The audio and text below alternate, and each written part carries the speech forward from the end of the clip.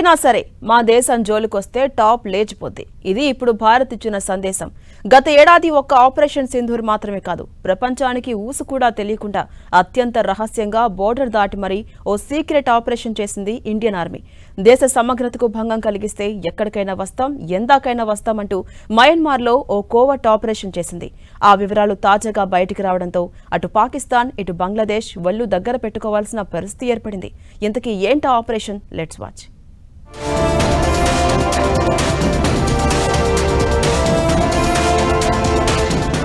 సరిహద్దు దాటి మిలిటెంట్ల భరతం పట్టిన సైన్యం. ఆపరేషన్ సింధూర్ మాత్రమే కాదు, ఆపరేషన్ కోవర్ట్ కూడా. మయన్మార్లోకి వెళ్లి మరీ దాడులు. ఆపరేషన్లో పాల్గొన్న కల్నల్ ఆదిత్య శ్రీకుమార్ కి శౌర్య చక్ర. ఈ డీటెయిల్స్ పాక్, బంగ్లా సహా ఇతర దేశాలకు వార్నింగ్ సైరన్. మయన్మార్ సరిహద్దులో భారత సైన్యం నిర్వహించిన అత్యంత సాహసోపేతమైన కోవర్ట్ ఆపరేషన్ వివరాలు ఇప్పుడు వెలుగులోకొచ్చాయి. గతేడాది నిర్వహించిన ఈ మెరుపు దాడిపై కేంద్ర ప్రభుత్వం తాజాగా అధికారికంగా ముద్ర వేసింది.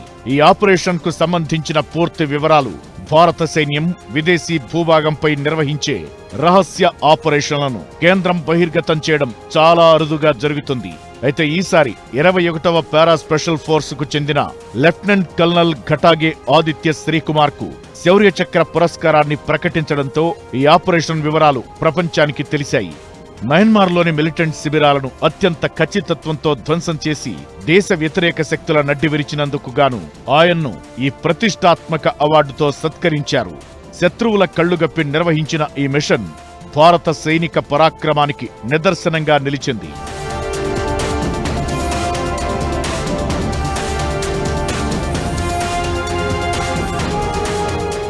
భారత్ ఈ ఆపరేషన్ 2025 జూలై 11 నుంచి 13వ తేదీ మధ్య మయన్మార్ సరిహద్దు దగ్గర చేపట్టింది. మయన్మార్లోని సగయింగ్ ప్రాంతంలో ఉన్న దేశ వ్యతిరేక ముఠా శిబిరాలపై భారత జవాన్లు విరుచుకుపడ్డారు. ఈ దాడుల్లో దాదాపు 9 మంది మిలిటెంట్ నాయకులు హతమయ్యారు. ఈ ఆపరేషన్ను ఎంతటి రహస్యంగా నిర్వహించారంటే ఆ సమయంలో ప్రభుత్వం దేనిపై ఎలాంటి అధికారిక ప్రకటన చేయలేదు. అయితే తమ అగ్రనాయకులు భారత సైన్యం చేతిలో హతమయ్యారని అప్పట్లోనే united liberation front of Assam ఆరోపించినా అప్పట్లో భారత్ దీనిపై మౌనంగానే ఉండిపోయింది. అస్సాంకు ప్రత్యేక ప్రతిపత్తిని డిమాండ్ చేస్తూ దేశ వ్యతిరేక కార్యకలాపాలకు పాల్పడుతున్న ఉల్ఫా సంస్థకు ఈ ఆపరేషన్ కోలుకోలేని దెబ్బతీసింది.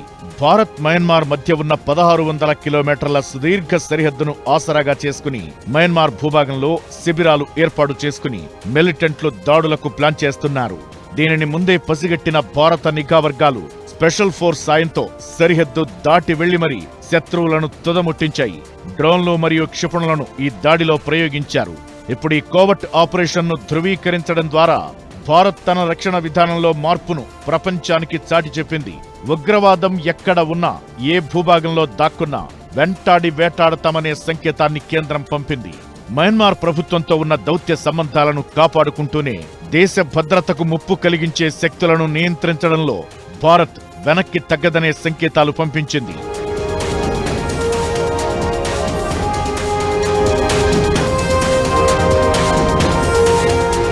ప్రగల్భాల పాకిస్తాన్, అది అండగా ఉంటుందనే పిచ్చి భ్రమలో ఉన్న బంగ్లాదేశ్ సహా ఇతర పొరుగు దేశాలన్నింటికీ ఈ రెవల్యూషన్ ఓ పెద్ద షాక్.